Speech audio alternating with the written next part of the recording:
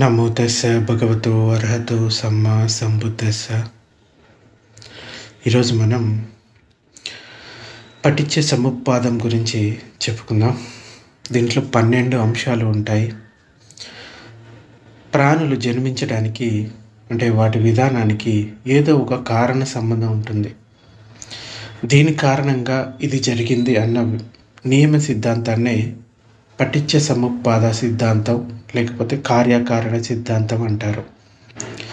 అంటే ఒక కారణం ఉంది కాబట్టి ఇది జరిగింది. ఈ సిద్ధాంతంలో మొత్తం 12 అంశాలు ఉంటాయి.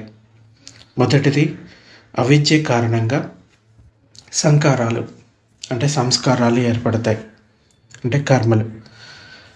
సంస్కారాల కారణంగా విజ్ఞానం ఏర్పడుతుంది. విజ్ఞానం అంటే కాన్షియస్నెస్. విజ్ఞానం కారణంగా నామరూపాలు జనిస్తాయి. అంటే నామరూపాలు అంటే శరీరం, మనసు. ఈ నామరూపాల కారణంగా 6 ఇంద్రియాలు, వాటి విషయాలు. ఇంద్రియాలు అంటే తెలుసు కదా, కన్ను, ముక్కు, చెవి, నాలుక, స్పర్శ, ఇంకా మనసు, ఇంకా వాటి విషయాలు.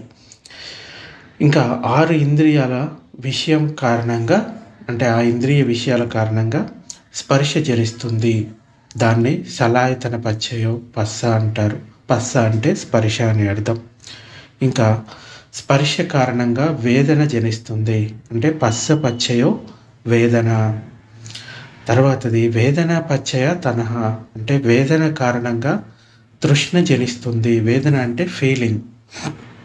ఇంకా తృష్ణ కారణంగా అనురక్తి కలుగుతుంది. అంటే దాన్నే తనహా పచ్చయ ఉపాదానం అంటారు. ఆసక్తి, మళ్ళీ మళ్ళీ పొందాలనే కోరికను ఆసక్తి అంటారు. దాన్నే ఉపాదానం అంటారు. ఇంకా ఉపాదానం కారణంగా ఒక భవం అన్నది ఉత్పన్నమవుతుంది. భవం అంటే ఇంకొక లోకం. అంటే ఉపాదాన పచ్చయ భవ.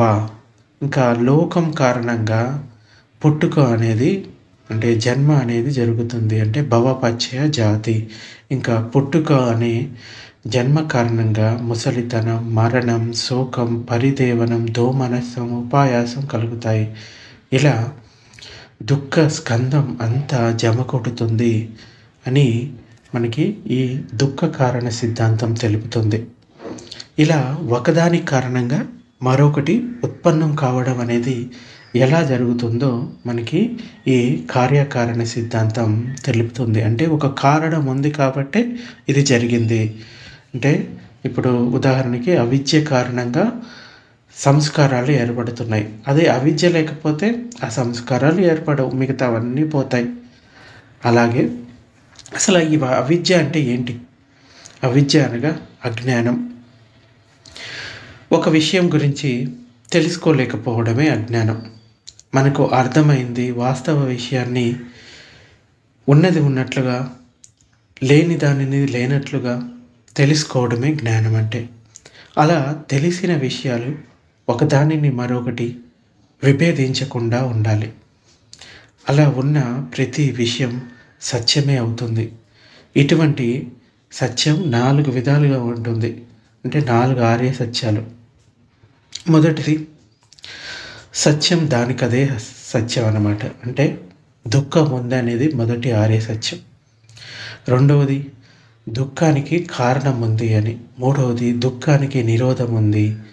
అలాగే నాలుగవది దుఃఖ నిరోధానికి మార్గం ఉంది. దాన్ని అనుసరిస్తే దుఃఖం నుండి బయటపడతాము. సో ఈ 4 ఆర్య సత్యాలని మనం సరిగ్గా అవగాహన చేసుకుంటే అవిద్య తొలగిపోతుంది. ఇక్కడ ఆర్య అనగా చలించనిది, నిత్యమైనది, శాశ్వతమైనది అని అర్థం, లేదంటే శ్రేష్టమైనది అని అర్థం. దుఃఖ సత్యం గురించి మాట్లాడుకుంటే ప్రాణుల్లో ఉన్న నామరూపాల సమ్మేళనమే ఈ పంచస్కందాలు. అయితే రూపస్కందంలో ఉన్న 6 ఇంద్రియాలు. రూపస్కందం అంటే శరీరం. దాంట్లో 6 ఇంద్రియాలు దుఃఖ సత్యంగా చెప్పబడింది. ఎందుకంటే రూపం అనేది మనిషి అయినా, దేవత అయినా, బ్రహ్మదైనా, లేకపోతే అది పుడుతూ పెరుగుతూ ముసలిదవుతూ మరణిస్తూ శోకాన్ని, దుఃఖాన్ని, బాధలను, ఇంకా ఆందోళనను, అశాంతిని కలిగిస్తుంది. ఇలా పుట్టడం అనేది ఒకవేళ అధోలోకంలో ఒక పశువుగా, జంతువుగా, లేక అనేక నరక లోకాల్లోని ప్రాణులుగా ప్రేత పిశాచాలుగా లేదా రాక్షసుడిగా రూపం పొంది అక్కడ జన్మించి అంతులేని దుఃఖాన్ని అనుభవిస్తుంది. అధోలోకంలో జన్మించిన ప్రాణులు అనేక రకాల నీచ కామతృష్ణలకు బానిసలై అనేక పాపకృత్యాలను చేస్తూ వికృత రూపాలతో అనారోగ్యాలతో జీవించాల్సి రావడం వలన పాపాల తర్వాత పాపాలను అజ్ఞానంతో మోహపూరితంగా చేస్తూ ఉండటం వలన ఆ ప్రాణులకు అధోలోకాల నుండి విడుదల పొందడం చాలా కష్టమవుతుంది. అందువలన కొన్ని కల్పాల పాటు కల్పాలు అంటే ఎన్నో కోట్ల సంవత్సరాలు అధోలోక ప్రాణులు ఆ లోకాలలోనే పుడుతూ గిడుతూ అంతులేని దుఃఖాలను అనుభవిస్తూ జీవిస్తూ ఉంటారు. అందువలన రూపంతో కూడి జన్మించడం అంటే శాశ్వతంగా అపాయాలను కొని తెచ్చుకోవడమే, అంతులేని బాధలు పడటానికే అని అర్థం చేసుకోవాలి. రెండవది దుఃఖ కారణం. దుఃఖం ఉత్పన్నం కావడాన్ని జాగృతం కావడాన్ని దుఃఖ సముదయం అంటారు. దుఃఖ కారణం అంటే కోరికలపై ఉన్న తృష్ణలు, మళ్ళీ మళ్ళీ కావాలి అనే ఆసక్తి, మళ్ళీ మళ్ళీ పొందాలి అనే కోరిక. ఈ అంతులేని తీరని కోరికే తృష్ణ. ఎవరైతే ఈ తృష్ణ నుండి బయటపడలేరో వారు ఈ తృష్ణ కారణంగా మానసికంగా శారీరకంగా అంతులేని మనోవేదన, అశాంతిని, దుఃఖాన్ని అనుభవిస్తూ ఉంటారు. మూడవది దుఃఖ నిరోధం. జాగృతమైన దుఃఖం ఎలా సమసిపోతుందంటే దుఃఖం కలగడానికి ఏదైతే కారణం ఉందో దానిని తొలగిస్తే దుఃఖం కలగకుండా నిరోధం అయిపోతుంది. జాగృతమైన దుఃఖం నిరోధం కావడం అని అర్థం. ఇంకా ఉత్పన్నం కాని దుఃఖం కూడా నిరోధం కావడం అనగా వర్తమానంలో జరుగుతున్న దుఃఖ నిరోధం కావడం. ఒకటైతే భవిష్యత్తులో రావాల్సిన ఉన్న దుఃఖం కూడా జాగృతం కాకుండా నిరోధం కావడం మరొకటి. ఈ రెండు విధాలుగా దుఃఖం నిరోధమైనప్పుడు దుఃఖం పూర్తిగా నిరోధమైంది అని చెప్పవచ్చు. భవిష్యత్తులో దుఃఖం కలుగుతుందని ఎలా తెలుస్తుంది అంటే తృష్ణ అనే తీరని కోరిక మన చిత్తంలో హేతువుగా నాటుకొని ఉన్నంత కాలం దానిని కూకటి వేళ్లతో సహా పెళ్ళగించి తొలగించినంత కాలం అది ఎల్లవేళలా ఆ ప్రాణిని పట్టి పీడిస్తూ దుఃఖాన్ని కలిగిస్తూనే ఉంటుంది. అందువలన అన్ని రకాల దుఃఖాలకు కారణమైన తృష్ణలను సంపూర్ణంగా తొలగించుకోవడమే దుఃఖాన్ని సంపూర్ణంగా నిరోధించుకోవడం. మన ముందున్న లక్ష్యం ఇదే. వర్తమానంలో దుఃఖం వల్ల కలిగిన బాధలను తొలగించుకోవడం అనేది తాత్కాలిక దుఃఖ నిరోధమే అవుతుంది. అంతే తప్ప శాశ్వతంగా దుఃఖం తొలగిపోదు. ఉదాహరణకి ఇది లేకపోవడం వల్ల నాకు ఈ బాధ కలిగింది, దుఃఖం కలిగిందంటే అది కేవలం తాత్కాలికంగా జరిగింది. కానీ లోపల ఉన్న తృష్ణ తొలగించినంత వరకు ఆ దుఃఖం పూర్తిగా పోదు. ఇంకా వ్యక్తుల్లో ఉన్న తృష్ణలు చెట్ల వేర్ల వంటివి. చెట్టును సంపూర్ణంగా తొలగించాలి అంటే, శాశ్వతంగా తొలగించాలి అంటే ఆ చెట్టును వేర్లతో సహా పెరికివేయాలి. అంతేగాని చెట్టుపై ఉన్న చెట్టుని నరికివేసినంత మాత్రాన ఆ చెట్టు చావదు. భూమి లోపల ఉన్న వేర్లు తిరిగి ఆ చెట్టుని ఉత్పన్నం చేసి పెంచుతాయి. కొంతకాలానికి అది మళ్ళీ చెట్టులాగా రూపుదిద్దుకుంటుంది. అలాగే దుఃఖాన్ని శాశ్వతంగా తొలగించాలి అనుకుంటే ఆ దుఃఖానికి కారణమైన చెట్టు వేర్ల వంటి తృష్ణలను తొలగించకపోతే దుఃఖం శాశ్వతంగా నిరోధం కాలేదు. అప్పుడు శాశ్వత ప్రాతిపాదికపై దుఃఖ నిరోధం అసాధ్యమవుతుంది. నాలుగోది దుఃఖ నిరోధ మార్గం. దుఃఖం కలగకుండా శాశ్వతంగా తొలగించుకోవడానికి ఒక మార్గం ఉంది అని తెలుసుకోవడం అనేదే ఈ 4వ ఆర్య సత్యం. తృష్ణలను తొలగించి దుఃఖాల నుండి శాశ్వతంగా బయటపడడానికి ఆచరించవలసిన మార్గం, దాని యొక్క విశ్లేషణే 4వ ఆర్య సత్యం. ఈ మార్గంలో పయనించడం వలన మానసికంగా మరియు శారీరకంగా కలిగే అన్ని రకాల దుఃఖాల నుండి శాశ్వతంగా నిరోధం పొందవచ్చు. ఇలా శాశ్వతంగా దుఃఖ నిరోధానికి అంటే దుఃఖాన్ని నిరోధించడానికి భగవానుడు అరియ అష్టాంగ మార్గాన్ని బోధించాడు. దానిలో విశిష్టమైన 8 అంశాలు ఉన్నాయి. అవి 3 భాగాలుగా చేస్తే ఆ 8 అంశాలను శీలం, సమాధి, ప్రజ్ఞ అని ధర్మ మార్గంగా చెప్పుకోవచ్చు. శీల పాలన క్రింద 3 అంశాలు ఉంటాయి. ఏంటవి? సమ్మా వాచ, సమ్మా కమ్మంతు, సమ్మా ఆజీవ. అంటే సరైన మాటలు మాట్లాడడం, సరైన కర్మలు చేయడం, సరైన జీవన వృత్తిని ఎంచుకోవడం. అలాగే సమాధి క్రింద మరో 3 అంశాలు ఉంటాయి. ఏంటి? సమ్మా సతి, సమ్మా సమాధి, సమ్మా వాయామం. అంటే సరైన ఎరుకను కలిగి ఉండడం, సరైన ఏకాగ్రతను కలిగి ఉండడం, సరైన కృషి చేయడం అంటే వాయామం. ఇంకా ప్రజ్ఞ కింద 2 అంశాలు ఉంటాయి. సమ్మాదిట్టి, ఇంకా సమ్మా సంకల్పం. సమ్మాదిట్టి అంటే సరైన దృష్టులను కలిగి ఉండడం, సరైన దర్శనం అని కూడా చెప్పుకోవచ్చు. సమ్మా సంకల్పం అంటే సరైన ఆలోచనలతో, అంటే సరైన సంకల్పాలతో కూడిన ఆలోచనలు. పైన చెప్పిన అంశాలను అర్థం చేసుకోవడమే కాకుండా వాటిని నిరంతరంగా అభ్యసించి సాధన చేసి వాటిని నిత్య జీవితంలో అమలు అయ్యేలాగా చూడటమే దుఃఖాన్ని శాశ్వతంగా తొలగించుకోగల మార్గం అవుతుంది.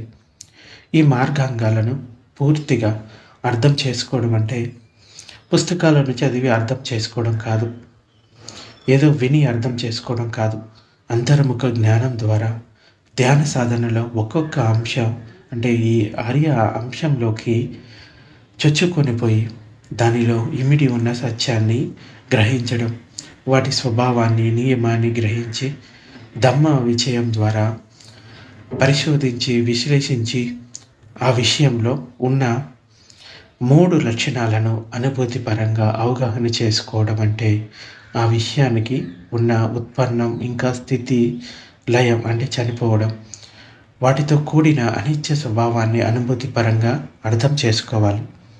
ఇటువంటి పరిజ్ఞానం దాని వలన చిత్తంలో పాతుకుపోయి ఉన్న రాగ సంబంధమైన చిత్తభ్రాంతులు అంటే హాలిజినేషన్స్ అంటారు కదా, వాటి నుండి బయటపడి ఇష్టమైన విషయాలపై అంటిపెట్టుకొని ఉండే రాగతృష్ణ స్వభావం నుండి వైదొలగవచ్చు. అలాగే ఇలాంటి పరిజ్ఞానం వలన ఆత్మ సంబంధమైన సత్కాయ దృష్టి, దీని ఆధారంగా మన నరాల్లో జీర్ణించుకుపోయి ఉన్న ఇంద్రియ సుఖాలపై ఉన్న తృష్ణలు, స్వర్గలోకాల్లో జన్మించి దేవతలు అనుభవించే ఇంద్రియ సుఖాలను అనుభవించాలన్న తృష్ణల నుండి బయటపడవచ్చును. ఇక్కడ దుఃఖం నిరోధం ఎలా చేసుకోవాలి అని ఆలోచించే కన్నా సుఖ సంతోషాలను ఎలా ప్రాప్తించుకోవాలి అని ఆలోచిస్తే సులువుగా అర్థమవుతుంది. ఇదే మనకి 3వ ఆర్య సత్యంలో ఉన్న వాస్తవం. అంటే దుఃఖం నిరోధమైనప్పుడు సహజ సిద్ధంగానే దానికి వ్యతిరేకమైన సుఖ సంతోషాలు తప్పకుండా కలుగుతాయి. సంతోషం అన్నది 2 రకాలుగా ఉంటుంది. ఒకటేంటంటే ఎవరో సృష్టికర్త లేకపోతే ఈశ్వరుడి పైన భారం వేసి ఆయన్ని నమ్ముకోవడం వలన కలిగే సంతోషం సామాన్య పామర జనుల్లో కలుగుతుంది. ఇది తాత్కాలికమైనది. మరో రకమైన సంతోషం ఆర్య అష్టాంగ మార్గాన్ని నిష్ఠగా పాటించడం వలన కలిగే శాశ్వతమైన సంతోషం.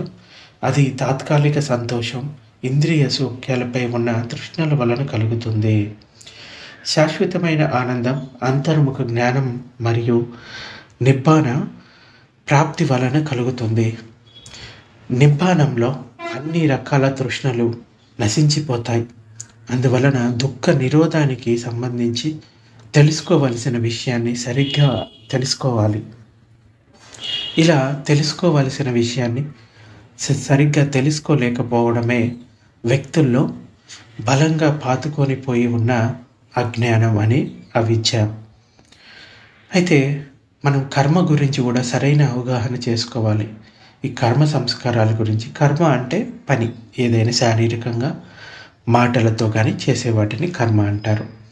ఇష్టమైన పనిని రాగతృష్ణతో చేసినప్పుడు రాగ సంస్కారాలు, అయిష్టమైన పనితో ద్వేషంతో చేసినప్పుడు ద్వేష సంస్కారాలు, ఇష్ట అయిష్టాలను తెలుసుకోలేని కర్మలు ఆచరించడం ద్వారా మోహ సంస్కారాలు మన చిత్తంలో ఉత్పన్నమై అవి సంచితమైపోతాయి.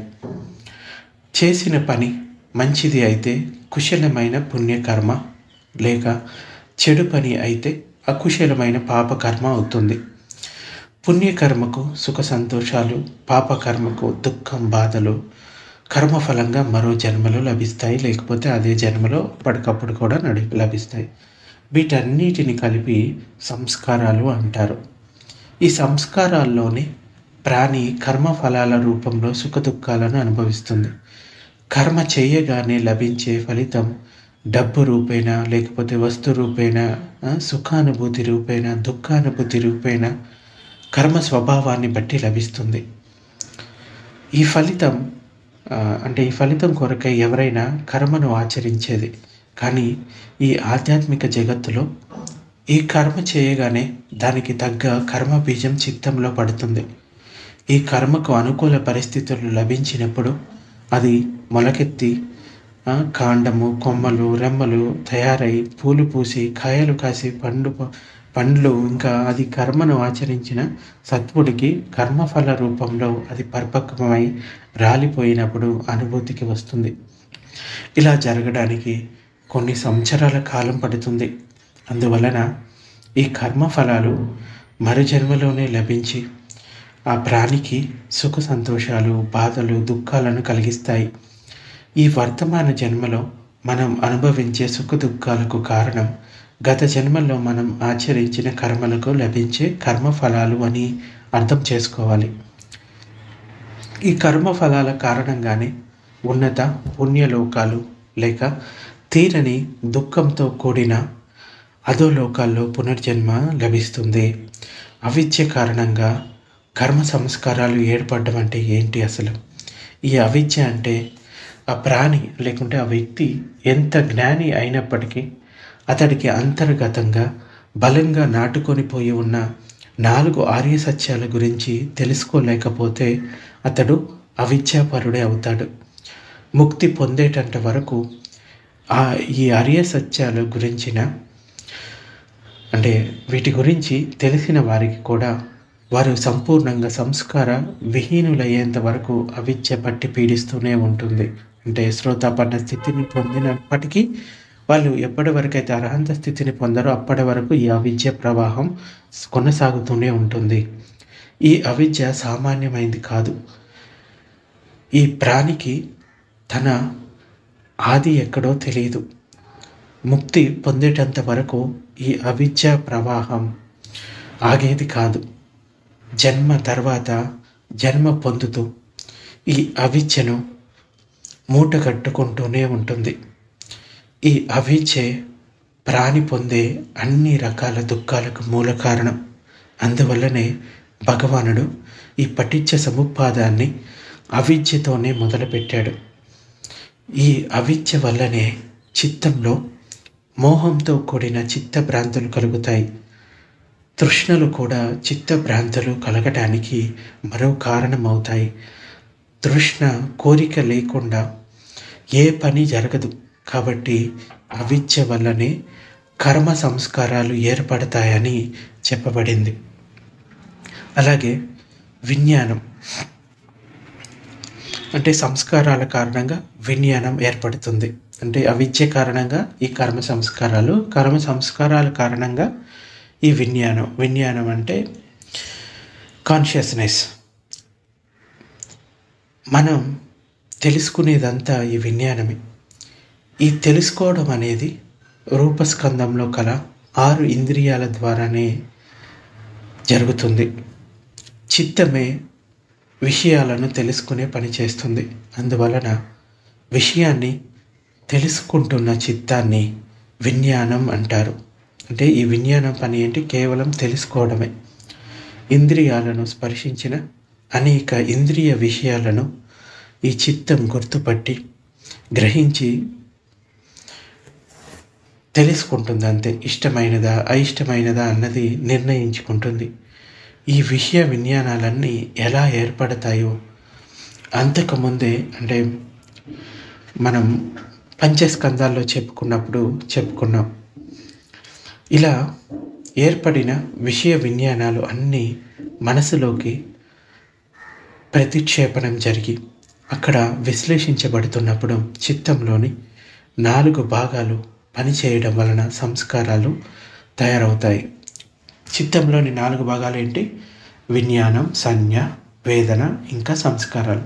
ఈ విజ్ఞానం కేవలం గుర్తిస్తుంది, సంజ్ఞ అన్నిటికీ విలువ కడుతుంది, ఆ తర్వాత వేదన ఫీలింగ్ మనకి కలుగుతుంది. ఆ ఫీలింగ్ సుఖకరమైందంటే రాగ సంస్కారాలు, దుఃఖకరమైందంటే ద్వేష సంస్కారాలు కలుగుతూ ఉంటాయి. ఇవి మనసులో ఉండే 4 భాగాలు. సో ఇవి వాటి పని అవి చేసుకుంటాయి, వాటిని మనం ఆపలేము. మనకు తెలిసి వచ్చే అనేక విజ్ఞానాలు రూపాలుగా, శబ్దాలుగా, ఆ వాసనలుగా, రుచులుగా, స్పర్శలుగా, ఆలోచనలుగా గుర్తింపు జరిగి అవి చిత్తానికి ఇష్టమైనవి అయితే అది కుశల చిత్తానికి, అయిష్టమైనది అయితే అకుశల చిత్త ఉత్పన్నానికి దారితీస్తుంది. వాటికి లభించే ఫలాలు కూడా కుశలం లేక అకుశలంగానే ఉంటాయి. అయితే కర్మ సంస్కారాల వలన విజ్ఞానం ఎలా కలుగుతుందో తెలుసుకుందాం. ఇక్కడ కర్మ అంటే చిత్తంలో చిత్తధర్మంగా ఉన్న చేతన ధాతువుకి ఇచ్చిన పేరు. చిత్తం అంటే విజ్ఞానమే.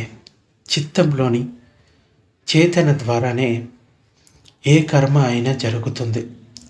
ఇక్కడ విజ్ఞానం సంస్కారాల కారణంగా కలుగుతుందని మనం సరళంగా సులువుగా అర్థం చేసుకోవడం కొరకు చెప్పబడింది. కానీ ఈ విషయాన్ని మరింత గంభీరంగా పరిశీలించినప్పుడు ఇక్కడ విజ్ఞానం అంటే పునర్జన్మకు కలిగించు పటిసంధి విజ్ఞానం అని అర్థం. అంటే ఒక జన్మ నుంచి ఇంకొక జన్మకు పోయేది ఈ విజ్ఞానమే. ఈ పటిసంధి విజ్ఞానమే తల్లి గర్భంలో ప్రవేశించి జన్మను ప్రారంభించిన మొట్టమొదటి చిత్తకణం. అందువలన సంస్కారాల కారణంగా ఈ విజ్ఞానం ఏర్పడుతుంది. అంటే గత జన్మలోని చేతన ద్వారా, అంటే విజ్ఞానం ద్వారా పునర్జన్మలోని పటిసంధి విజ్ఞానం జాగృతమవుతుంది అని అర్థం చేసుకోవాలి. ఇక్కడ ఒక సందేహం చాలామంది కలుగుతుంది. ఏంటంటే గత జన్మలోని జరిగిన కర్మ మరణంతో అంతమైనప్పటికీ దాని నుండి మరో జన్మలో పటిసంధి విజ్ఞానం ఎలా కలుగుతుంది అని. దానికి సమాధానంగా కర్మ అంతమైపోవడం అంటే చేస్తున్న పని పూర్తి కావడం అనేది 3 స్థాయిల్లో జరుగుతుంది. అదేంటంటే మొదటిది కర్మచేతన, అంటే పని చేయాలన్న కోరిక కలగడం. రెండవది కర్మ వేగ లేకపోతే కర్మానుభవ, అంటే పని జరగడం. మూడవది విపాక భవ, అంటే పని జరగటం వలన కలిగిన ఫలితం. ఈ కర్మ 3 స్థాయిల్లో జరుగుతుంది. ఒక ఉదాహరణ ద్వారా దీన్ని అర్థం చేసుకుందాం. ఒక వ్యక్తి మామిడి టెంకను విత్తనంగా తన పెరట్లో నాటాలి అనుకున్నాడు. ఎందుకంటే అది మొలకెత్తి మామిడి చెట్టు పెరిగి భవిష్యత్తులో దాని నుండి తీయటి మామిడి పండ్లు పొందాలన్న కోరిక కలగడం వలన. మామిడి విత్తనం నాటాలన్న కోరికకు భవిష్యత్తులో మామిడి పండ్లు పొందాలన్న లక్ష్యం ఉంది. ఈ లక్ష్య సాధనకు ఆ వ్యక్తి తన పెరటిలో మామిడి టెంకను నాటాడు. అది కొంతకాలానికి పెరిగి మామిడి చెట్టుగా తయారైంది. కానీ దాని ఫలం వస్తే తప్ప తాను నాటిన మామిడి విత్తనం ఎలాంటిదో చెప్పలేడు. ఫలం వచ్చేదాకా దాని ఫలం తీయగా ఉంటుందో లేకపోతే పుల్లగా ఉంటుందో అన్నది ఎవరూ చెప్పలేరు. మరికొంత కాలానికి మామిడి చెట్టు అనుకూల సమయంలో పూత పూసి కాయలు కాసి పండ్లు పండాయి. అలా పండిన ఫలాన్ని తిన్న తర్వాత అది తీయగా లేక పుల్లగా ఉన్నది తెలుస్తుంది. మామిడి పండు తీయగా ఉంటే తాను నాటిన మామిడి విత్తనం శ్రేష్టమైనదే అని సంతోషపడతాడు. అంతటి దీర్ఘకాలం తర్వాత, అంటే ఒక మామిడి చెట్టు కాయలు కాయడానికి కనీసం 3-4 సంవత్సరాలు పడుతుంది. అంటే మామిడి విత్తనంలో ఉన్న నాణ్యత ఫల రూపంలో బయటపడింది. అయితే ఈ కర్మలో 3 స్థాయిలు ఉంటాయి. మొదటిది మామిడి విత్తనాన్ని నాటడం, అది పెరిగి పెద్దదై మామిడి చెట్టుగా రూపొందడం రెండవది. అలాగే మామిడి చెట్టు పూత పూసి కాయలు కాసి పండు పండటం 3వ స్థాయి. కానీ ఈ 3 కర్మలు మామిడి విత్తనం ద్వారా జరిగిన కర్మలో ఉన్నాయి.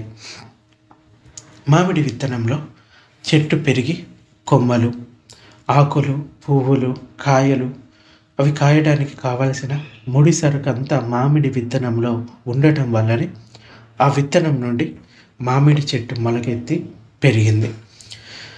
ఇక్కడ ఈ పని ఎలా జరిగిందో పరిశీలిద్దాం. మొదట మామిడి విత్తనం బయటపడింది, అంటే బయట ఉంది. దానిని ఒక వ్యక్తి తీసుకొచ్చి భూమిలో నాటడం జరిగింది. అప్పుడు ఏమైంది? విత్తనం నశించిపోయింది. అలా నశించి పోతున్న మామిడి విత్తనం నుండి మామిడి మొక్క ఉత్పన్నమైంది. అలా ఉత్పన్నమైన మొక్క పెరిగి అంతకుముందు లేని మామిడి చెట్టు రూపాన్ని కొమ్మలతో, ఆకులతో, మామిడి సువాసనలతో ప్రత్యక్షమైంది. విత్తనం నుండి ఉత్పన్నమైన మొక్క నశించి చెట్టు ఉద్భవించింది. అంటే ఆ మొక్క నశించి చెట్టు అనేది ఉద్భవించింది. ఆ తర్వాత అంతకుముందు లేని పూత, ఇంకా కాయలు, వాటి ఫలము ఆ మామిడి చెట్టు నుండి లభించాయి. అంటే ఒకటి నశిస్తూ మరొక దానిని అది ఉత్పన్నం చేసింది అని అర్థం అవుతుంది కదా మనకి. అలాగే గత జన్మల్లోని చ్యుతి విజ్ఞానం అంటే మన ఈ జన్మలో చివరి క్షణాన్ని చ్యుతి విజ్ఞానం అంటారు. చనిపోతూ ఉన్నప్పుడు చివరి క్షణాన్ని, సో దాన్ని చ్యుతి విజ్ఞానం అంటారు. అది నశించిపోతూ పటిసంధి విజ్ఞానాన్ని మరో జన్మ రూపంలో కలిగించింది. అంటే ఈ విజ్ఞానం ఇంకొక చోట, ఇంకొక శరీరంలో పుట్టడం అన్నమాట. సో దాన్ని పటిసంధి విజ్ఞానం అంటారు. అనగా చ్యుతి విజ్ఞానం పటిసంధి విజ్ఞానాన్ని ఉత్పన్నం చేసి నశించిపోయింది. ఇక్కడ చ్యుతి విజ్ఞానంలోని చేతన చిత్తధర్మమే పటిసంధి విజ్ఞానం యొక్క విత్తనంగా పనిచేసింది. ఈ చేతన శక్తి పునర్జన్మను కలిగించు పటిసంధి విజ్ఞానం జాగృతమయ్యేలాగా అది చేసి మరో లోకంలో మరో జన్మను కలిగించిందని అర్థం. ఇలా ఒకదానికొకటి తోడవుతూ ఉంటాయి. ప్రకృతిలో ఒకటి నశించి మరొకటి ఉత్పన్నం కావడం అనే నియమం యొక్క సత్యం మనకి ఇక్కడ బోధపడుతుంది. అందువలన భగవానుడు ఇలా ప్రకటించాడు: భిక్షువులారా, చేతన ద్వారా జరిగిన ఏ కర్మకైనా దాని ఫలం లభించకుండా పూర్తి కాదు. ఆ ఫలాన్ని ఆ కర్మ చేసిన వాడు అనుభవింపక తప్పదు. ఈవెన్ అర్హంతులకైనా కానీ పూర్వ కర్మల ఫలితం అనేది లభిస్తుంది. కాకపోతే అర్హంతులకి మరొక జన్మ అనేది ఉండదు కాబట్టి ఇంకా ఆ కర్మ విపాకం వాళ్ళు జీవించి ఉన్నంత వరకే ఉంటుంది. ఆ తర్వాత జన్మకు వెళ్ళదు కాబట్టి ఆ ఫలితాన్ని పొందరు. సో అందుచేత మనం మనస్సు ద్వారా చేసే ఏ కర్మకైనా దాని ఫలితం అది విడిచి వెళుతుంది. దాన్ని అనుభవించక తప్పదు. ఎప్పటి వరకు అంటే మన లోపల ఉన్న అవిద్య, తృష్ణ ఇవి తొలగిపోయేంత వరకు ఆ చిత్త పరంపర నడుస్తూనే ఉంటుంది. సో అది ఎప్పుడైతే అంతమవుతుందో అవిద్య, తృష్ణ, కర్మకు దానంతటా అదే ఇంకొక జన్మను తీసుకునే శక్తి ఉండదు. మనకి జన్మ కలగడానికి 3 కారణాలు: అవిద్య, తృష్ణ, ఇంకా కర్మ విపాకం. అయితే ఈ నామరూపాలు, సో ఈ విజ్ఞానం గురించి కొంత అవగాహన చేసుకున్నారు. అంటే ఈ విజ్ఞానం కూడా ప్రతి క్షణం పుడుతూ గిడుతూనే ఉంటుంది. ఇంకా నామరూపాల గురించి మాట్లాడుకుంటే బాహ్యంగా ఉన్న ఇంద్రియ విషయాలను గుర్తించి తెలుసుకునేదే నామము, అంటే మనస్సు అనగా చిత్తం. ఆ విషయాల పట్ల ఆసక్తి చూపించేదే ఈ మనసు. ఈ నామాన్ని ధరించిన శరీరం పరిస్థితుల కారణంగా నిరంతరం మారిపోతూ ఉండే దానినే రూపం అంటారు. విజ్ఞానం కారణంగా నామరూపాలు ఏర్పడతాయి అంటే ఏంటి? పటిసంధి విజ్ఞానం ప్రాణుల్లో నామరూపాల్లో నిరంతరం కలిగే మార్పులకు విత్తనంగా పనిచేస్తుంది, అంటే బీజంగా పనిచేస్తుంది. ఒక వ్యక్తిలోని చిత్తం మరియు రూపాన్ని నామరూపాలు అంటారు. రూపం అంటే శరీరం. ఇక్కడ రూపం అనగా ప్రాణి యొక్క శరీరం. తానొక ప్రాణి లేక వ్యక్తి అని భావించేదే ఈ చిత్తం. సో ఈ నామరూపాలు విజ్ఞానం చేత కలుగుతాయి. ఈ నామరూపాల కారణంగా 6 ఆయతనాలు అంటే ఇంద్రియాలు, వాటిని శలాయతనాలు అని కూడా అంటారు. అంటే 6 ఆయతనాలు. ఆయతనం అంటే ఆధారం. 6 ఇంద్రియాలకు వాటి శక్తిని ప్రదర్శించడానికి ఆధారమైన ఇంద్రియ శక్తి స్థానమును ఆయతనం లేక ఇంద్రియ ప్రాసాదం అంటారు. 6 ఇంద్రియ రూపంలో ఉంటాయి. అంటే ఇంద్రియాలు రూపంలో ఉంటాయి, అంటే శరీరంలో ఉంటాయి. వీటికి సంబంధించిన విషయాలు బాహ్యంగా ప్రకృతిలో బయట ఉన్నాయి. ఈ ఇంద్రియ విషయాలు వాటికి సంబంధించిన ఇంద్రియాలు అంటే ఇంద్రియ ఆయతనాలను స్పర్శించినప్పుడు ఇంద్రియాలు పనిచేయడం ప్రారంభిస్తాయి. అప్పుడు చిత్తం, చేతసికాలు ఇంకా ఇంద్రియ ద్వారాల వద్ద ప్రత్యక్షమై ఇంద్రియ సంవేదన శీలత్వ శక్తిపై ఆధారపడి కలిగిన గ్రహింపు విజ్ఞానం ద్వారా ఆ ఇంద్రియ విషయాన్ని గ్రహించి గుర్తుపడతాయి. ఈ 6 ఇంద్రియాలు అంటే కన్ను, ముక్కు, చెవి, నాలుక, శరీరం, మనసు. ఇక్కడ కంటి ఆయతనం అంటే ఆ కంటికి ఉన్న చూడగలిగే శక్తి, అంటే ఆ శక్తి ఉన్న రెటీనా అనే భాగం. అలాగే చెవికి వినగల శక్తి ఉన్న భాగం చెవి దగ్గర ఉండే గూబ. అలాగే మిగతా ఇంద్రియాలలో కూడా ఆ ఇంద్రియ శక్తి ఉన్న భాగాన్ని ఆ ఇంద్రియం యొక్క ఆయతనం అంటారు. ఇలా ఏర్పడిన చక్షు ఆయతనం, శ్రోత ఆయతనం, గాన ఆయతనం, జిహ్వ ఆయతనం, కాయ ఆయతనం, ఇంకా మనో ఆయతనం అని 6 ఇంద్రియ ఆయతనాలు ఉన్నాయి. ఇవే ఇంద్రియ ద్వారాలుగా ప్రవర్తిస్తాయి. దీని ద్వారానే 6 బాహ్య ఇంద్రియ విషయాల అనుభవం మన మనసుకి కలుగుతుంది. ఆయతనాలతో వాటికి సంబంధించిన ఇంద్రియ విషయాల స్పర్శ జరిగి ఆ రెండింటి కలయిక ఇంద్రియ ద్వారాల వద్దనే జరుగుతుంది. ద్వారం అంటే ఆ ఇంద్రియాలకి ఉన్న సంవేదనశీలత్వం గల భాగం అని అర్థం. ఇంద్రియ ఆకారానికి సంవేదనశీలత్వ శక్తి గల ఆయతనానికి ఎలాంటి సంబంధం లేదు. ఇంద్రియ ఆకారం ఎంత సొగసుగా ఉన్నప్పటికీ ఆ ఇంద్రియంలో ఉన్న సంవేదనశీలత్వం గల ఆయతనం బలహీనంగా ఉంటే ఆ ఇంద్రియం పనిచేయదు. ఉదాహరణకి కన్ను ఎంత అందంగా ఉన్నప్పటికీ ఆ కంటికి చూడగలిగే శక్తి లేకపోతే ఆ కన్ను గుడ్డిదే కదా. అందువలన ఆ కన్ను అనేది కావాలి. ఆ కంటికి చూడగలిగే శక్తి కూడా ఉండాలి. ఈ రెండు సరిగా ఉన్నప్పుడే ఆ ఇంద్రియం సమర్థవంతంగా పనిచేయగలుగుతుంది. ఇలాగే మిగతా ఇంద్రియ విషయాలకు కూడా మనం అర్థం చేసుకోవాలి. మానవులందరూ బయట కనిపించే విషయాలన్నిటినీ చూడగలుగుతారు. అలాగే దివ్య దృష్టి అనే అతీంద్రియ శక్తి కలవారిలో ఆ ఆయతన శక్తి ఎన్నో రెట్లు చెప్పలేనంతగా అధికంగా ఉండటం వలన పరలోకంలో అంటే వేరే లోకాల్లో ఉన్న అక్కడ జరుగుతూ ఉన్న విషయాలను కూడా వారు చూడగలిగి అర్థం చేసుకోగలుగుతారు. దేనివల్ల? దివ్య దృష్టి అనే సైకిక్ పవర్స్ వల్ల. అలాగే అన్ని ఇంద్రియాలకు వాటికి సంబంధించిన అతీంద్రియ శక్తులు ఉన్నాయి. శరీరంలో ఉన్న ఇంద్రియాలన్నీ మాతృగర్భంలో పిండ రూపంలో ఉన్నప్పుడే జాగృతమై వాటి కర్మానుసారంగా అభివృద్ధి అవుతాయి. శిశువు జన్మించేటప్పటికే ఈ ఇంద్రియాలన్నీ పరిపూర్ణంగా వృద్ధి చెంది ఉంటాయి.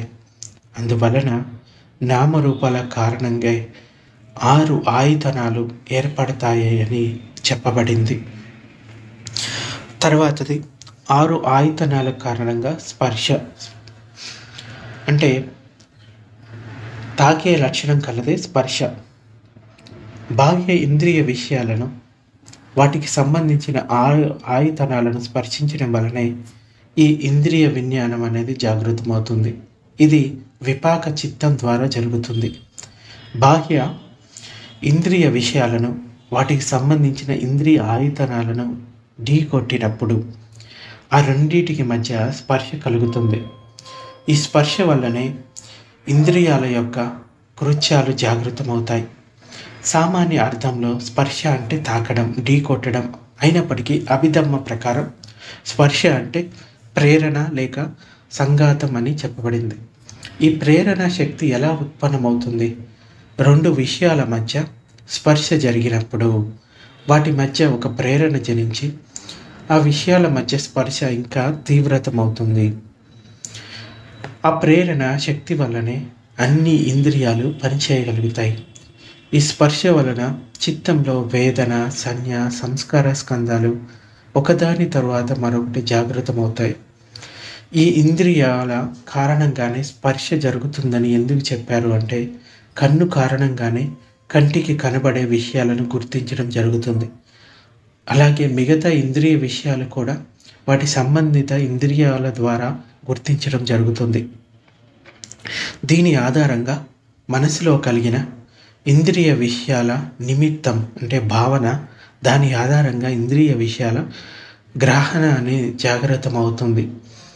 అలా అయినప్పుడు ఇంద్రియ విషయ భావన యొక్క తీక్షణత, ఆ ఇంద్రియ విషయ ప్రేరణ యొక్క శక్తి, ఆ ఇంద్రియం యొక్క సంవేదనశీలత్వ శక్తులపై ఆధారపడి ఉంటుంది.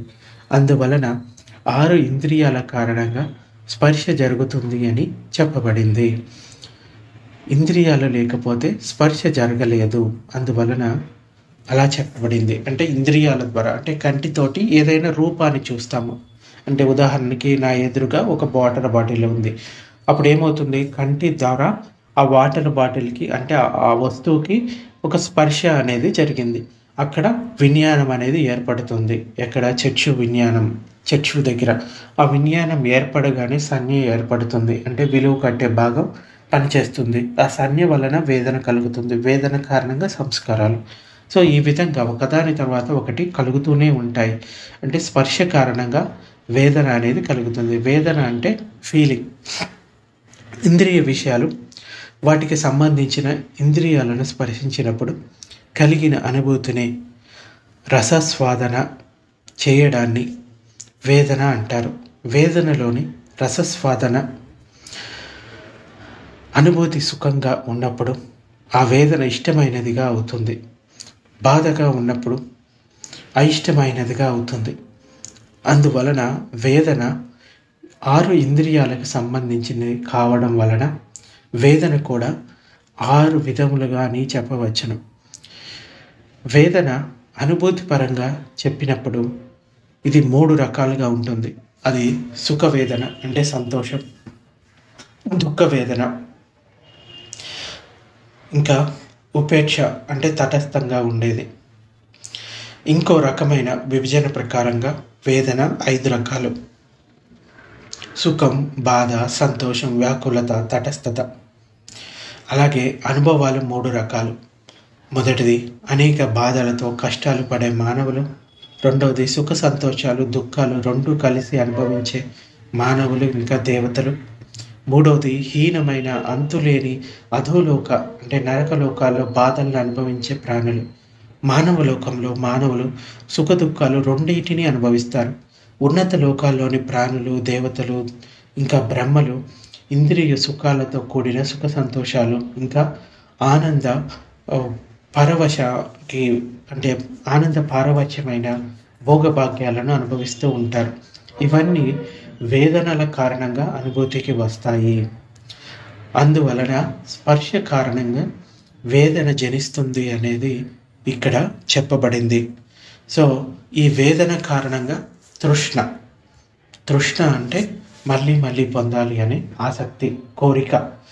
తనకు ఇష్టమైన విషయాన్ని ఇంకా ఇంకా కావాలనుకొని దాని కొరకు ఆరాటపడుతూ ప్రయత్నించి అది లభించినప్పుడు తీవ్రంగా దుఃఖపడటమే తృష్ణ యొక్క లక్షణం. తన దగ్గర లేని దానిని పొందడానికి తీవ్రంగా ఆరాటపడుతూ లభించినంత వరకు ఆందోళన, మనస్తాపం చెందడాన్నే తృష్ణ అంటారు. అందువలన స్వాభావికంగా తృష్ణ దుఃఖాన్ని కలగజేస్తుంది. ఇంద్రియ విషయాలపై వాటికి సంబంధించిన ప్రతి ఇంద్రియాలకు కోరిక ఉంటుంది. అందువలన తృష్ణ 6 రకాలుగా ఉంటుంది. ఏంటి? చక్షు తృష్ణ, శ్రోత తృష్ణ, ఇంకా గాన తృష్ణ, జిహ్వ తృష్ణ, కాయ తృష్ణ, ఇంకా మానసిక తృష్ణ. అంటే 6 ఇంద్రియాలు అంటే కన్ను, ముక్కు, చెవి, నాలుక, ఇంకా స్పర్శ, ఇంకా మనం. సో వాటికి సంబంధించిన తృష్ణలు. సతిపట్టణంలో మనకి తృష్ణ గురించి ఇలా చెప్పబడింది. కంటికి ఇష్టమైన రూపం కనపడినప్పుడు అది ఇష్టంగాను, సంతోషంగాను కలిగించేదిగాను ఉంటుంది. దాని ద్వారా తృష్ణ జాగృతమైతే అది చూడటం వల్లనే జాగృతమై అక్కడే స్థిరపడి ఉంటుంది. అలాగే శబ్దాలకు, ఇంకా వాసనలకు, రుచులకు, స్పర్శలకు, ఇంకా మనసులోని ఆలోచనలకు కూడా వాటికి సంబంధించిన తృష్ణలు ఇష్టమైన విషయాల పట్ల కలుగుతాయి. సుఖ వేదన వల్ల మాత్రమే తృష్ణ జాగృతమవుతుంది. అందువలన తృష్ణ జాగృతం కావాలి అంటే వేదన ఉండి తీరాలి. అందువలన వేదన వల్ల తృష్ణ జాగృతం అవుతుంది అని చెప్పబడింది. ఇదంతా ఎందుకు చెప్పుకుంటున్నాం? ఒక దాని కారణం వలనే ఇంకొకటి ఏర్పడింది. అంటే ఉదాహరణకి వేదన లేకపోతే తృష్ణ లేదు, అలాగే స్పర్శ లేకపోతే వేదన లేదు, 6 ఆయతనాలు లేకపోతే స్పర్శ లేదు. సో ఇలా ఒకదాని మీద ఒకటి ఆధారపడి ఉన్నాయి. ఇంకా ఈ తృష్ణ కారణంగా ఉపాదానం, ఆసక్తి, అనురక్తి అని కూడా అంటారు ఈ ఉపాదానాన్ని. అంటే తృష్ణ జనించిన విషయాన్ని తనదిగా చేసుకొని, ఒక పాము కప్పను పట్టుకొని విడవనట్లుగా గట్టిగా పట్టుకొని వదిలిపెట్టకపోవడాన్ని ఉపాదానం అంటారు. తనకు ఇష్టమైన విషయాన్ని తృష్ణతో తన దగ్గర ఉంచుకొని దానిని అంటి పెట్టుకొని ఉండి దాని వలన ఎంతో బాధ, దుఃఖం కలుగుతున్నప్పటికీ దానిని వదిలిపెట్టలేక గట్టిగా పట్టుకొని ఉండడాన్నే ఉపాదానం అంటారు. ఉపాదానం 4 రకాలు ఉంటుంది. మొదటిది కామ ఉపాదానం, అంటే ఇంద్రియ సుఖాలపై కలిగే ఉపాదానం, అంటే కామ కోరికలపై కలిగే ఉపాదానం. రెండోది మిథ్యా ఉపాదానం, అంటే మిథ్యా దృష్టి, అంటే ఈ ధర్మానికి సంబంధించిన విషయాలపై ఉపాదానం, అంటే ఆధ్యాత్మిక విషయాలపైన ఉపాదానం. తర్వాతది మూడవది శీలబద్ధ ఉపాదానం, అంటే ఈ శీల వ్రతాలపైన, కర్మకాండాలపైన ఉండే ఉపాదానం. తర్వాతది అత్త ఉపాదానం, అంటే ఆత్మదృష్టి, నేను, నాది అనే ఆత్మవాదంపై కలిగిన ఉపాదానం. సో ఈ 4 రకాల ఉపాదానం ఎక్కువగా ఉంటుంది. తీవ్రమైన కోరికతో కూడిన తృష్ణ లేకపోతే ఉపాదానం ఉండదు. అందువలన తృష్ణ కారణంగా ఉపాదానం జాగృతమవుతుంది అని చెప్పారు. అలాగే ఈ ఉపాదానం కారణంగా భవం, అంటే ఇంకొక లోకానికి వెళ్ళడం, మార్పు చెందడం. భవ అనగా కొత్తగా తయారు కావడం, ఉన్నది మారిపోవడం, ఒక లోకం నుండి మరో లోకాన్ని పొందడం. భవాన్ని 2 విధాలుగా అర్థం చేసుకోవాలి. ఒకటిది కర్మ, రెండోది ఫలం. భవంలో కర్మ అంటే ఏంటంటే, భవంలో సృజనాత్మకమైనది మన జీవితం. జీవించి ఉన్నప్పుడు కర్మలు చేయడం ద్వారానే జీవితం నడుస్తుంది. దీనిని కర్మానుభవ అంటారు. ఈ వర్తమాన జీవితంలో చేసిన పాపకర్మ అయినా లేక పుణ్యకర్మ అయినా దాని శక్తి నిర్ణయించడానికి దానికి గల 4 క్షేత్రాలను తెలుసుకోవాలి. అవి మొదటిది తనంతట తాను చేసిన కర్మ, రెండోది ఇతరులను ప్రోత్సహించి చేయించిన కర్మ, మూడోది ఇతరుల ప్రోద్బలంతో బలవంతంగా చేసిన కర్మ, అలాగే 4వది ఇతరులను మెప్పించడానికి చేసిన కర్మ. అలాగే పుణ్యకర్మలను 2 రకాలుగా విభజించవచ్చును. మొదటిది లౌకిక కర్మలు, రెండవది అలౌకిక కర్మలు. తన కీర్తి ప్రతిష్టలను పెంచుకోవడానికి, 10 మందిలో గౌరవం సంపాదించుకోవడానికి చేసిన మంచి పనులను లౌకిక పుణ్యకర్మలు అంటారు. ఇలాంటి పుణ్యకర్మలను ఆచరించడం వలన మరణించిన తర్వాత స్వర్గలోకాల్లో జన్మించి అనేక రకాల ఇంద్రియ సుఖాలను, భోగభాగ్యాలను, ఐశ్వర్య సంపదలు, సుఖ సంతోషాలను అనుభవించవచ్చు. ఆశలతో చేసిన మంచి పనులు అన్నిటికీ లౌకిక పుణ్యకర్మలు అంటారు. భగవానుడు ఏం చెప్తాడంటే, ఈ స్వర్గలోకాల్లో పుట్టడం అన్నది కూడా దుఃఖమే. ఎందుకంటే అక్కడ మళ్ళీ చనిపోయి మళ్ళీ ఇంకో చోట పుట్టడం జరుగుతుంది కాబట్టి అది కూడా అనిత్యమైందే. అలాగే మరణించిన తర్వాత కలిగిన పునర్జన్మలో రాగతృష్ణలతో కూడిన మనోవికారాలు లేకుండా పోవాలి అని చేసిన కర్మలను అలౌకిక పుణ్యకర్మలు అంటారు. అంటే కీర్తి ప్రతిష్టలు, సమాజంలో గౌరవం కొరకు అలౌకిక కర్మలు అంటే ఈ అలౌకిక పుణ్యకర్మలు ఆచరించబడవు. అంటే మనం చేసే ధ్యానము, వచ్చే జన్మలో వర్తమాన స్థితి కన్నా మంచి స్థితి, సుఖభోగాలు, ఐశ్వర్య సంపాదనలు కలగాలన్న కోరిక అది కూడా అలౌకిక పుణ్యకర్మలు ఆచరించడంలో ఉండదు. ఇంకా మనిషి జీవించి ఉన్నప్పుడు మానసికంగా ఇంకా మాటల ద్వారా, చేతల ద్వారా అనేక రకాల కర్మలను ఆచరిస్తూ ఉంటాడు. ఇలా ఆచరించబడిన కర్మల స్వభావాన్ని బట్టి పుణ్యకర్మలు, పాపకర్మలు, ఆధ్యాత్మిక కర్మలు, ఇంకా జ్ఞానాన్ని సముపార్జన చేయడానికి చేసిన కర్మలు ఇలా జరగటం వలన అతడి స్వభావం నిశ్చయమై సంస్కరింపబడుతుంది. దీని ద్వారా భవిష్యత్తు జన్మ ఆకృతి పొందుతుంది. దీనిని ఉపపత్తి భవ అంటారు. అంటే కర్మలు, పాపకర్మలు, పుణ్యకర్మలు ఇంకా పుణ్యపారమితల సముపార్జన రూపంలో ఉంటాయి. పాపకర్మలు 10 రకాలు. ఏంటవి? హత్య చేయడం, దొంగతనం చేయడం, వ్యభిచారం చేయడం, అబద్ధాలు ఆడడం, వృద్ధ పలాపలలు చేయడం, కఠినంగా మాట్లాడడం అంటే ఎదుటి వారిని కష్టపడడం ఆ మాటలతో, ఇంకా చాడీలు చెప్పి ఇద్దరి మధ్య గల స్నేహాన్ని పాడు చేయడం, ఇతరుల ఐశ్వర్య సంపదను తనవిగా చేసుకోవాలనే దురాశ కలిగి ఉండడం, ఇతరులపై ద్వేషంతో శత్రుత్వం కలిగి ఉండడం, ఇంకా గుడ్డి నమ్మకాలతో కూడిన మిథ్యా దృష్టులు కలిగి ఉండటం. ఇవి 10 రకాల పాపకర్మలు. అలాగే 10 రకాల పుణ్యకర్మలు ఉన్నాయి. ఏంటవి? హత్య చేయాల్సి వచ్చినప్పుడు హత్య చేయకుండా విరమించుకోవడం, దొంగతనానికి అవకాశం వచ్చిన దొంగతనం చేయకుండా విరమించుకోవడం, అబద్ధాలు పలికే అవకాశం వచ్చిన అనగా తప్పనిసరిగా అబద్ధాలు పలికి తనను తాను రక్షించుకోవాల్సి వచ్చిన పరిస్థితుల్లో కూడా అబద్ధాలు పలకకుండా విరమించుకోవడం, ఎదుటి వారిని దూషించకుండా ఉండటం, వ్యభిచారం చేయకుండా ఉండటం, కఠినంగా మాట్లాడకుండా ఉండటం, వృద్ధ పలాపాలలో కాలయాపన చేయకుండా ఉండటం అనగా సమయాన్ని సద్వినియోగం చేసుకోవడం, దురాశ లేకుండా ఉండటం, ఇతరులను ద్వేషించకుండా జీవించడం, తర్వాతది సరైన దృష్టి, అవగాహన కలిగి ఉండటం. ఇవి 10 రకాల మంచివి కర్మలు అని చెప్పవచ్చు. ఇంకా 10 రకాల పుణ్య గుణాలు ఉన్నాయి. వాటిని 10 పారమితలు కూడా అంటారు. ఏంటవి? పుణ్యకర్మలు ఆచరించడం అంటే దానం చేయడం, శీలాన్ని ఇంకా ధ్యానం చేయడం, నైతికత, సహన గుణం కలిగి ఉండటం, ఉపేక్ష కలిగి ఉండటం, స్నేహభావం ఇంకా అధిష్టానం కలిగి ఉండటం, ముదిత, ధర్మోపదేశం ఇంకా ధర్మశ్రవణం.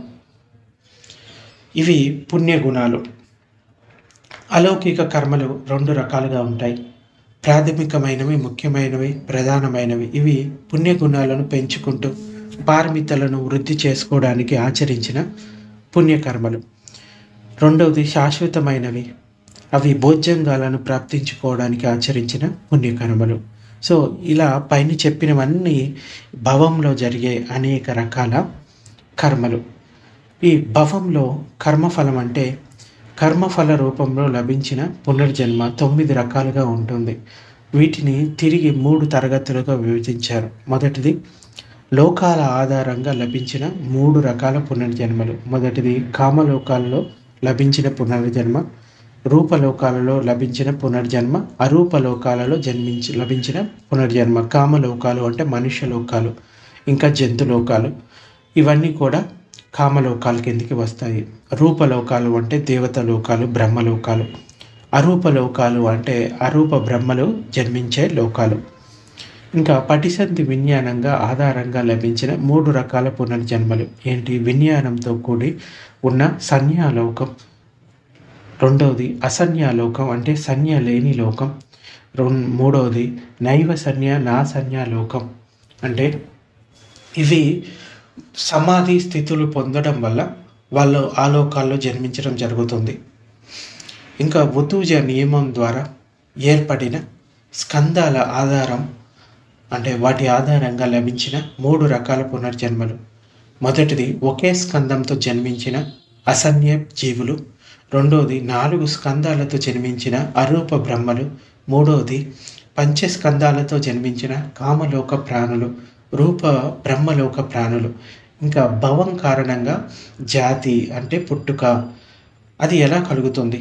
సామాన్య జనుల్లో 4 రకాలైన తృష్ణలు, ఉపాదానాలు తప్పకుండా ఉంటాయి. ఇందాక చెప్పుకున్నాం 4 రకాల ఉపాదానాల గురించి.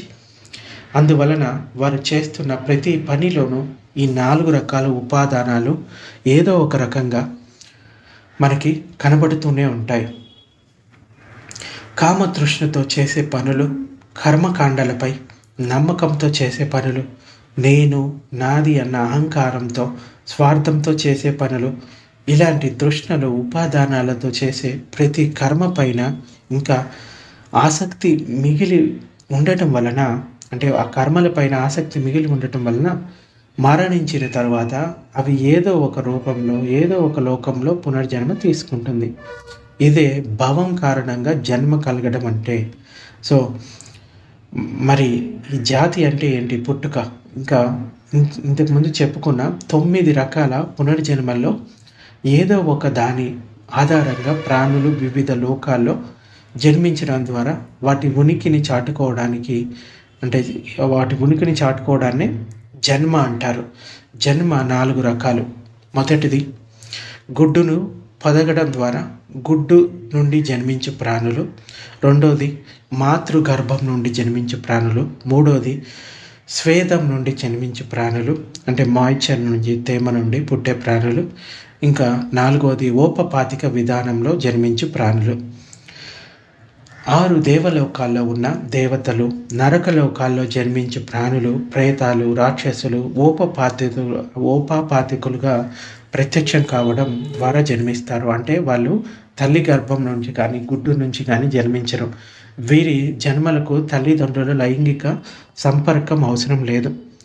వివర్తక కల్పంలో ఆది మానవులు కూడా ఓపపాతికులుగానే ప్రత్యక్షమయ్యారు. వీరితో పాటు జంతువులు, శక్తి స్వరూపునులు, భూలోక దేవతలు కూడా ఓపపాతిక విధానంలోనే జన్మించారు. ఆ తర్వాత క్రమంలో సంభవించిన పరిణామ క్రమంలో మానవులు తల్లిదండ్రుల సంపర్కం ద్వారా తల్లి గర్భం నుండి జన్మించడం మొదలవుతుంది. ఈ పరిణామ క్రమాన్ని అనుసరించే గుడ్డు పెట్టి వాటిని పొదగడం ద్వారా సంతాన అభివృద్ధి చేసుకోవడం, ఇంకా స్వేదం ద్వారా, అంటే తేమ ద్వారా జీవులు జన్మించడం మొదలుపెట్టాయి. అన్ని రూప బ్రహ్మలోకాలు, అరూప బ్రహ్మలోకాల్లో ఉన్న బ్రహ్మలంతా ఓపపాతికులుగా ప్రత్యక్షమైనటువంటి వారే.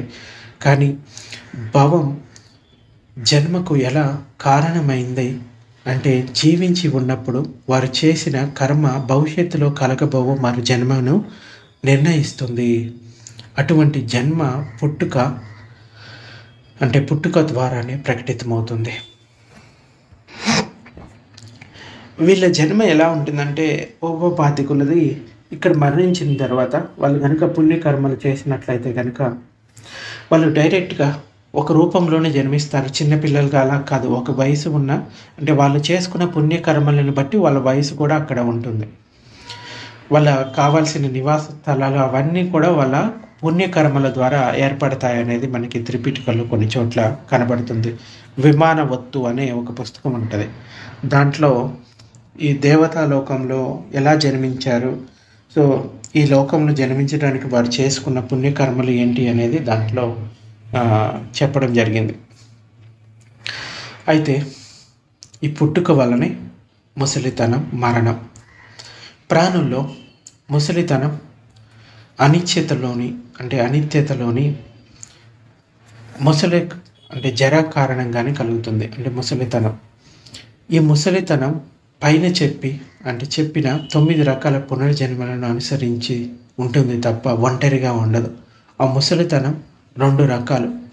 మానసికమైన ముసలితనం, రెండోది శారీరకమైన ముసలితనం. ఈ 2 తరగతుల ముసలితనంలోనూ 4 రకాలైన ముసలితనాలు ఉన్నాయి. క్షణికా జర మొదటిది, గుప్త జర, సంతతి జర, 4వది ప్రత్యక్ష జర. అంటే జర అంటే ముసలితనం. ఈ జర ప్రత్యక్షమైనప్పుడే అంతవరకు గుప్తంగా ఉన్న ముసలితనం ఉనికి వస్తుంది, అంటే ఆ మునికి తెలిసి వస్తుంది. ఈ గుప్త జర ప్రాణుల్లో బయటకు దాని లక్షణాలు కనిపించకుండానే ముసలితనంగా కొనసాగుతూ ఉంటుంది.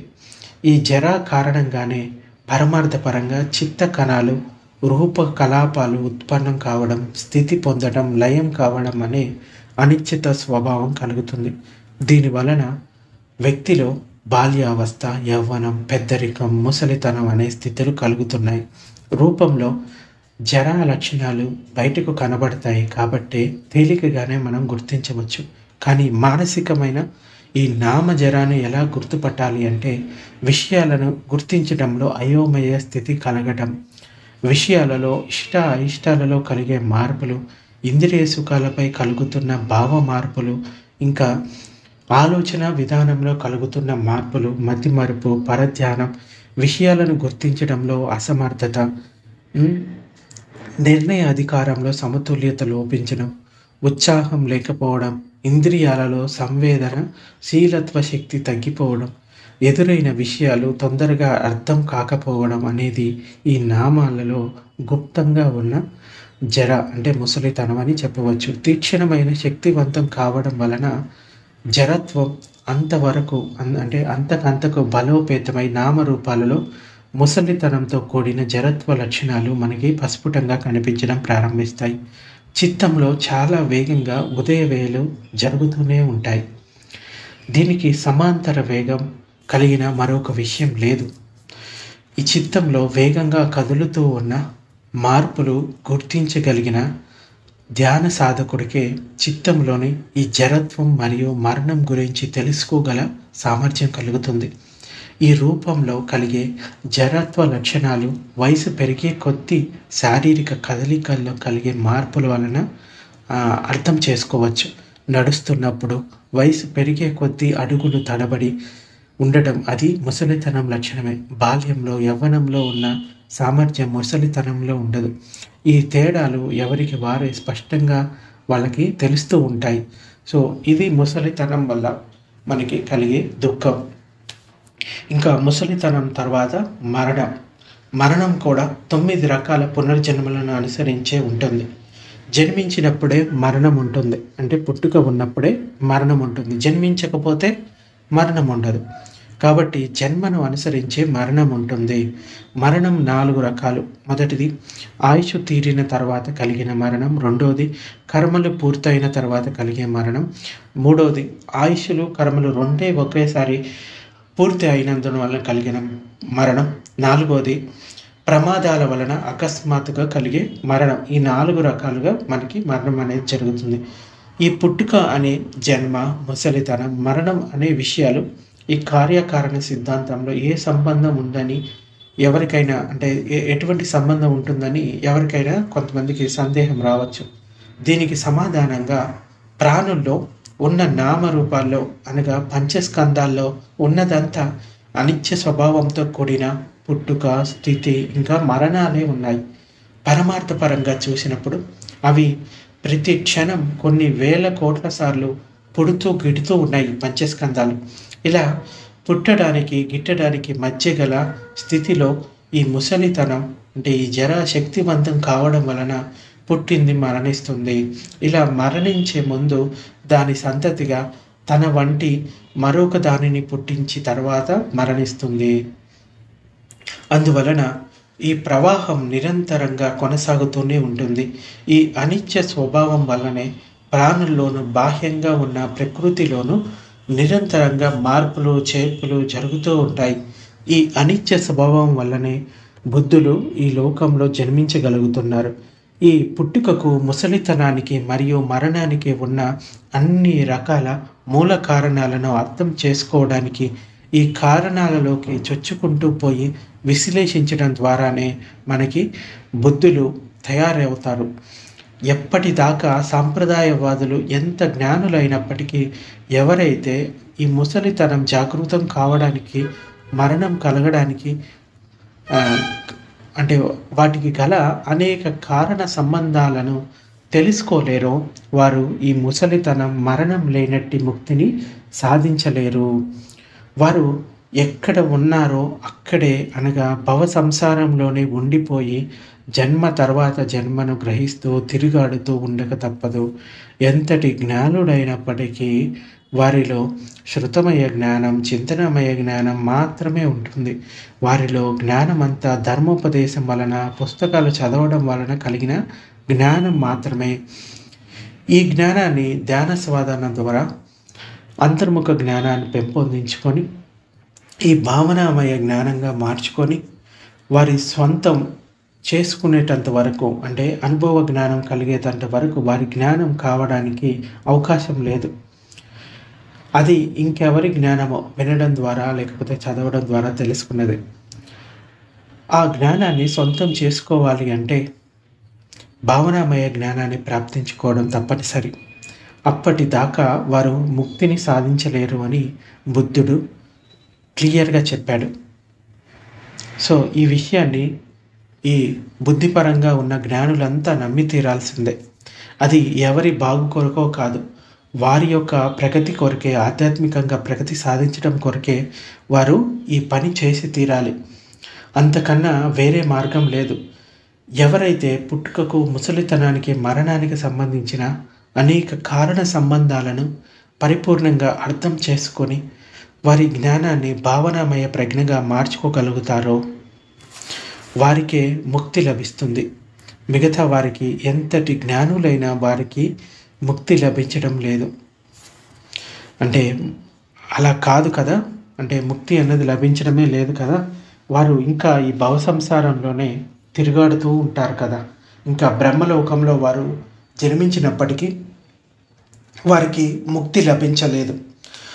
తిరిగి కొన్ని కల్పాల తర్వాత అయినా వారు మళ్ళీ భవ సంసార చక్రంలో పడి తిరుగాడుతున్నందువలన వారు ఎప్పుడో ఒకప్పుడు మళ్ళీ అధోలోకాల్లో జన్మించాల్సి వస్తుంది. ఇదే భవ సంసారంలో దాగి ఉన్న అపాయం. అంటే ఏ జన్మ అయినా కానీ దుఃఖమే. అవిద్య ఉన్నందువలనే కర్మ జరుగుతుంది. ఈ కర్మ వలన పటిసంధి కలుగుతుంది. పటిసంధి వలన నామరూపాలు తయారవుతున్నాయి. నామరూపాలతో పాటు 6 ఇంద్రియాలు జాగృతమవుతున్నాయి. ఈ 6 ఇంద్రియాలు బయటకు ఉన్న ఇంద్రియ విషయాలు, వాటికి సంబంధించిన ఇంద్రియాలను స్పర్శిస్తున్నాయి. ఈ స్పర్శ వలన వేదన జనిస్తుంది. ఈ వేదన వలన ఈ వేదన తృష్ణ కింద మారుతుంది. తృష్ణ కారణంగా అది ఇంకా తీక్షణమై ఉపాదానం అనే ఆసక్తి అనురక్తులుగా రూపుదిద్దుకుంటుంది.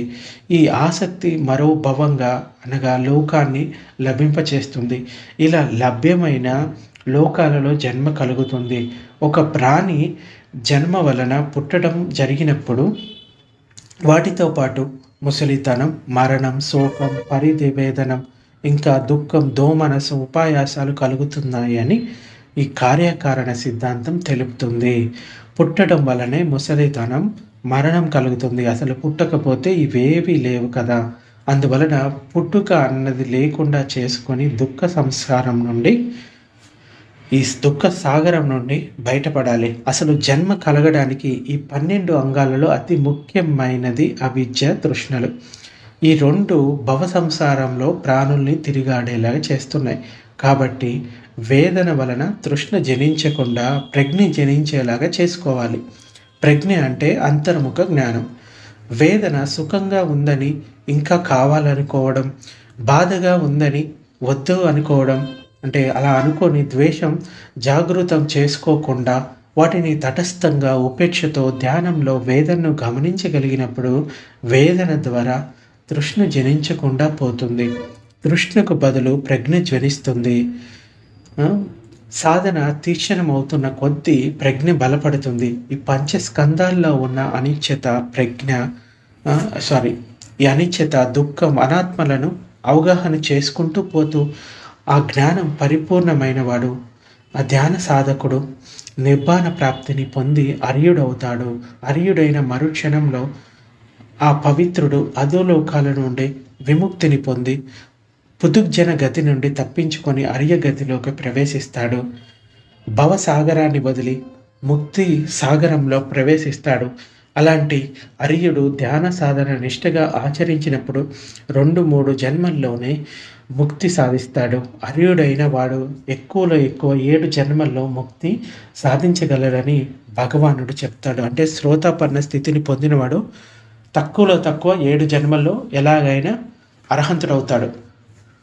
చివరిగా చెప్పేది ఏంటంటే, ఈ కార్యకారణ సిద్ధాంతంలో ఉన్న 12 అంశాలు భవ సంసారంలో అత్యంత ప్రాముఖ్యమైనవి.